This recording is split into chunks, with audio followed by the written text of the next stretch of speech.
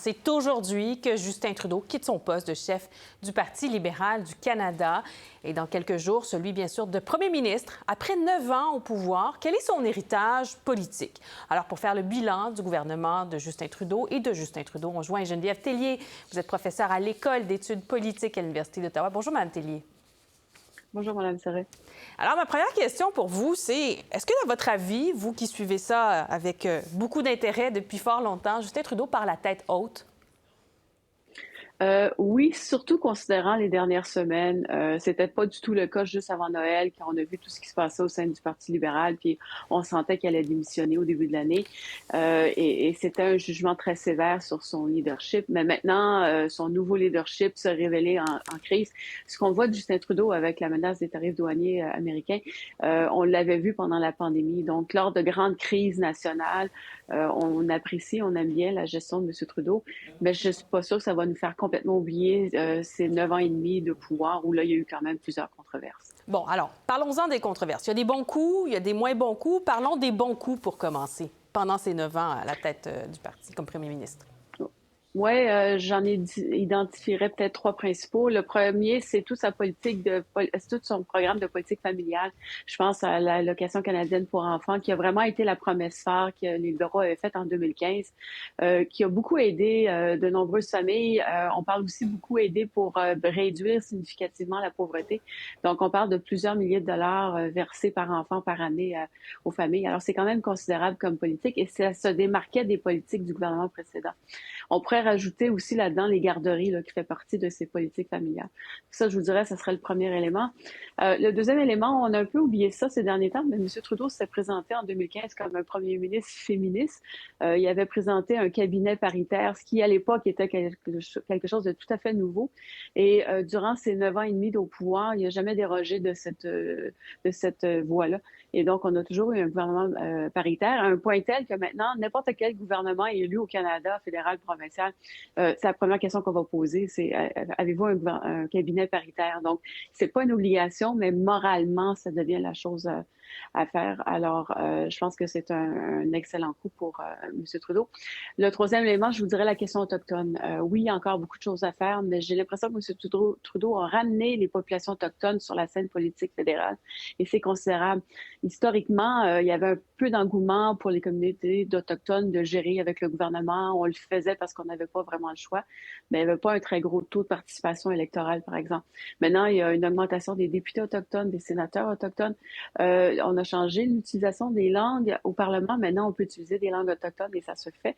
Alors, je pense qu'il y a eu des très grandes avancées en termes de réconciliation. Il reste beaucoup de travail à faire, Il y a au mais moins c'est jeter les probablement un bases de pas. quelque chose, en tout cas. Exactement. Puis je pense que ça va durer. Alors, c'est pas juste durant l'ère Trudeau. J'ai l'impression que ça l'a motivé justement les communautés autochtones à voir qu'il y a des gains à faire en étant plus présents sur la scène fédérale. Maintenant, c'est pas tout le monde qui pense, qui est d'accord avec cette stratégie-là, mais il y a quand même un changement qui est perceptible là, avec les relations couronne-population autochtone. Les moins bons coups, Mme Tellier? Je vais y aller aussi avec trois. Alors, le premier, je vous surprendrai pas, c'est la réforme électorale. Alors, on en a Qui s'est beaucoup jamais entendu parler et concrétisé, hein, encore oui. une fois.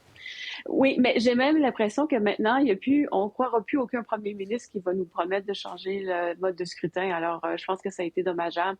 Ça va nous prendre des années avant de s'en remettre, à mon avis. Le deuxième élément, je voudrais la question environnementale, la fameuse taxe carbone qui va disparaître. Là, c'est une question de semaines, de mois. Le bilan environnemental n'est pas très bon pour le gouvernement Trudeau. On est très loin d'avoir atteint nos objectifs.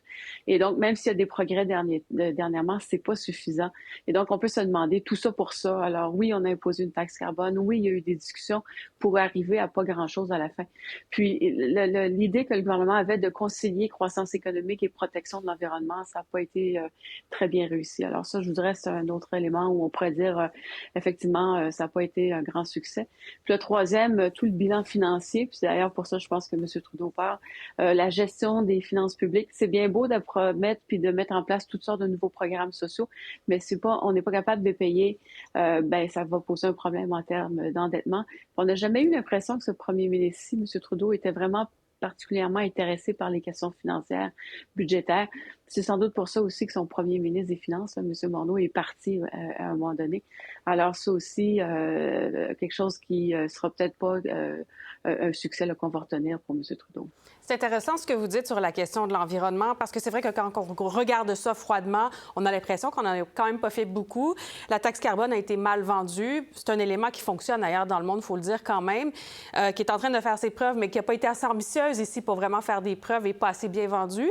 Mais quand on regarde le recul des émissions, ils sont faibles, mais on est tellement parti de loin avec Stephen Harper que le rattrapage était quand même massif et les politiques mises en place sont quand même significatives pour un pays qui est producteur de pétrole. Non, vous n'êtes pas d'accord avec ça? Bien, moi, quand je regarde en termes de legs, c'est qu'est-ce qui va rester dans les prochaines années. Et donc, le prochain gouvernement va-t-il se sentir obligé à poursuivre la politique du gouvernement? Puis c'est sûr qu'avec la taxe carbone, on va la faire disparaître. Alors déjà, il y a un point négatif. Est-ce qu'il y a d'autres aspects sur lesquels on pourrait voir des signes encourageants? Peut-être, mais il faudrait que ça continue. Et donc, on a plutôt joué au yo-yo au Canada. Alors, c'est du va-et-vient. On fait quelque chose, on le défait. Et c'est ce qui attend le leg aussi de M. Trudeau. On l'avait vu avec M. Harper. Beaucoup d'initiatives de M. Harper ont tout simplement été renversées par M. Trudeau. Si le gouvernement est conservateur, le prochain gouvernement, il risque peut-être aussi d'avoir la même chose. Quoique sur certains points, je suis moins certaine, comme justement les garderies ou les allocations familiales. Et donc, pour moi, la question de l'environnement est beaucoup plus fragile que d'autres dossiers. Rapidement, Mme Tellier, parce qu'on n'a plus beaucoup de temps, est-ce que Justin Trudeau aurait pu faire mieux pour l'unification? En ce moment, on voit une vague de solidarité canadienne parce qu'on se fait attaquer littéralement de la part de nos voisins, de nos amis. Mais est-ce qu'on aurait pu travailler davantage à unifier le pays, à entretenir de meilleures relations avec l'Alberta? Ça a été difficile avec l'Alberta notamment. Est-ce qu'on aurait pu faire mieux sur ce plan pour solidifier les bases peut-être libérales éventuelles aussi? Probablement. Pensez au convoi des camionneurs. Je pense que ça a été un point de rupture avec justement de tendre la main puis d'essayer d'avoir une unité nationale. Et l'unité existait aussi pendant la pandémie. Alors, vous voyez, durant des crises majeures, c'est plus la suite qui a posé problème. Et pourtant, M. Trudeau a fait attention. On parlait d'environnement tantôt. On n'a pas voulu non plus aliéner l'Ouest canadien. Donc, on a gardé nos pipelines, on a gardé les subventions au secteur pétrolier. On a quand même donner un remboursement pour compenser la taxe carbone. Donc, on a essayé de pas trop déplaire à l'Ouest, mais ça n'a pas vraiment fonctionné. Et donc, effectivement, il y a des gens qui se sentent pas entendus à Ottawa. Et M. Trudeau a peut-être pas porté suffisamment d'attention sur cet aspect-là. Je vous dis pas que c'est facile à régler, là, mais effectivement, ça pourrait être un des reproches qu'on pourrait lui faire. Est-ce qu'il aurait pu faire mieux plutôt que de stigmatiser des gens? Rappelez-vous, pendant la COVID, si vous ne portez pas de masque, ben vous êtes contre nous. C'était peut-être pas le genre de message qu'il fallait envoyer à la population canadienne. En effet. Merci beaucoup, Geneviève Tellier, pour vos lumières. Vous êtes professeure à l'École d'études politiques à l'Université d'Ottawa. Merci d'avoir été là ce matin. Je vous en prie. Au revoir. Au revoir. Pour voir nos émissions en entier, rendez-vous sur la chaîne Ici RDI.